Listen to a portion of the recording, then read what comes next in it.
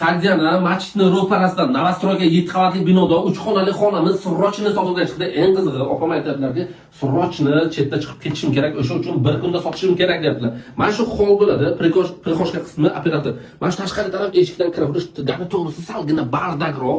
Mana shu narsalarimni hammasini yig'ishtirib ketaman. Mebel texnika hammasi turadi deyaptilar. Mana shu mushukka nechilik emas, dahshatidan ekan. Bu bolalarimiz uchun yotoqxona devorlari pishig'ishdan atachento qilingan operator. Bolalar yotoqxonasi, mana bu esa yana bitta spalni ekan. Bunisi esa zal. Eng qizig'i, kadastri yo'q narsani reklama qilmaganman. Kadastri bor, hujjatlari tayyor. Prosta o'zi bularni hammasini yig'ishtiradilar. Mebel texnika nima kerakda o'shalar qoladi. Bu kattagina zali bo'ladi. Do'kontorning katta turibdi. Eng qizig'i operator. Kuxnisi vaqti dahshat. Mana shu Sagjanini yo'li doktor Olga ketadi, nima? Obitsomsadan kelish. Bu yerga hamma sharoit bor, mebel texnikalar bor, hammasi qoladi.